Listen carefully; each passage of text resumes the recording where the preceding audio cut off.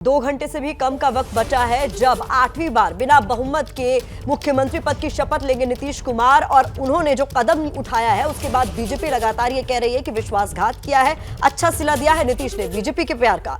केंद्रीय मंत्री हैं अश्विनी चौबे, उन्होंने तो नीतीश कुमार को सांप कह दिया है। उनका कहना है वो सांप बनकर लालू के गले में लिपट गए हैं। शशांक हमारे सहयोगी, उन्होंने बात की अश्विनी चौबे से। बिहार में सत्ता परिवर्तन हुआ उस पर हम बात करेंगे केंद्रीय मंत्री अश्विनी चौबे से। 13 में नीतीश कुमार एनडीए छोड़ के महागठबंधन में गए, फिर 17 में आए, फिर चले गए। क्या मुख्यमंत्री पद को कलंकित किया जा रहा है? देखिए, मुझे लग रहा है कि मुख्यमंत्री पद को तो जो कलंकित किया है क्या ही है। पूरे बिहार को अपमानित करके और बिहार का इमेज फिर से उसी जंगल राज के लोगों के साथ जो ये गए हैं, ये इस बात का द्योतक है कि ये किस प्रकार से बिहार के विकास को अवरुद्ध करके केवल और केवल सत्ता से कैसे चिपके रहे। इनकी यही एक बीमारी है और इनको अहम और बहम, ये अहम और बहम, अहंकार और बहम जो है, ये इनकी सबसे बड़ी बीमारी है। 17 में तेजस्वी का साथ छोड़ो तो ये कहते हैं कि वो भ्रष्टाचार कर रहे हैं, तो क्या लगता है कि भ्रष्टाचार खत्म हो गया? मुझे लग रहा है कि भ्रष्टाचार का शिकंजा जब कसा जा रहा है, अभी ईडी की छापेमारी हो रही थी, उस समय भी ये चुप थे, इनके दल के लोग चुप थे। जरा पूछिए इनसे, ये जो भ्रष्टाचार और आतंकवाद, बीजेपी कभी भी ऐसे लोगों से कभी भी टॉलरेट नहीं किया है, न करेगी। नीतीश ये भी कहे भ्रष्टाचार और आतंकवाद के सहारे जिस प्रकार से आज देश के अंदर ये वातावरण विकसित हो रहा है, बहुत ही दुर्भाग्यपूर्ण है। और अभी देखिए, ये बहाना है, ये चले गए, वो चले गए, हमारी पार्टी को तोड़ने का। अरे भाई, पार्टी को तोड़ने का अगर प्रयास होता तो हम आपको मुख्यमंत्री काहे बनाते हैं? मुख्यमंत्री आपको क्यों बनाते? 45 आप थे, 43-45। ये सब बहाना है। असली बात मैं लाता हूं, क्या बात है जो मेरी समझ में है, और मैं व्यक्तिगत रूप से इस बात को जानता हूं हर तरह से, और मेरा इसमें पूरी तरह से कि जो अभी आपने देखा, आखिर क्या कारण है कि ये जब जब मौन होते हैं तो हमारे नेता प्रधानमंत्री जी पर हमला होता है बिहार में आने पर। इसका जवाब वो दे। 2013 में भी जब प्रधानमंत्री जी गांधी मैदान में आए थे, हुंकार रैली हुई थी, उस समय वो मुख्यमंत्री थे गुजरात के, और उस समय यहां खून खराबा हुआ, लहूलुहान हुआ, कितने लोग घायल हुए, मारे गए। इसकी चिंता उनको नहीं रही 2013 में।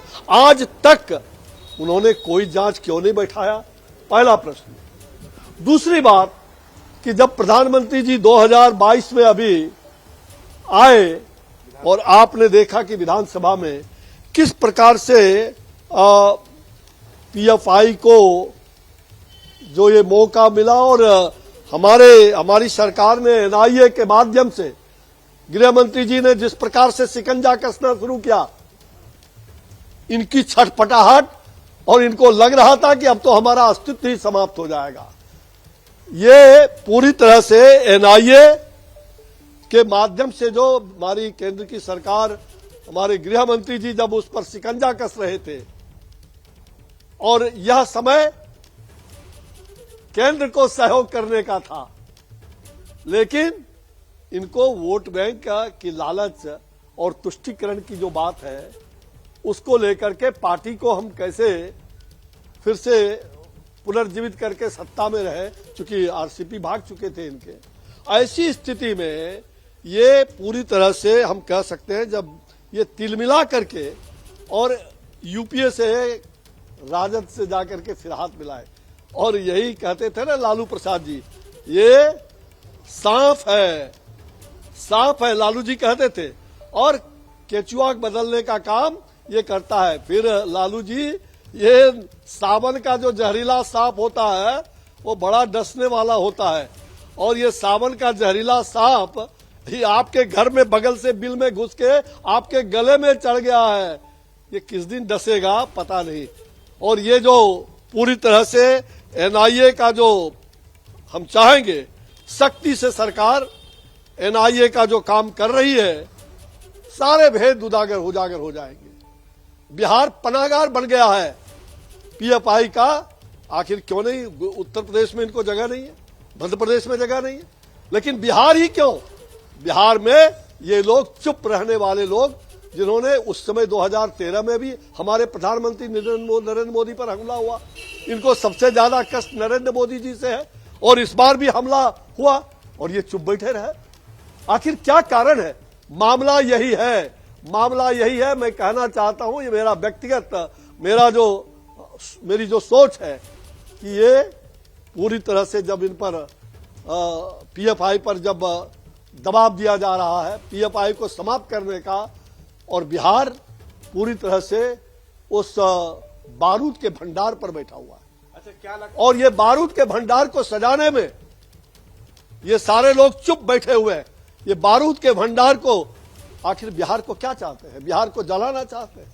बिहार को किस प्रकार का आग में जलाना चाहते हैं?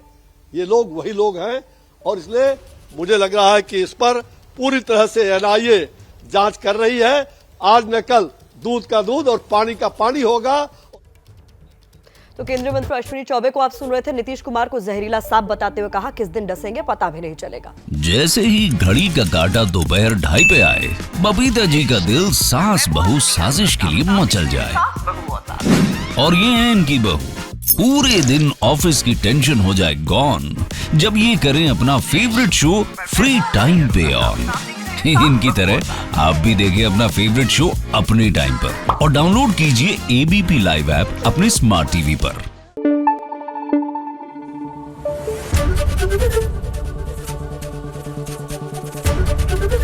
एबीपी न्यूज आपको रखे आगे।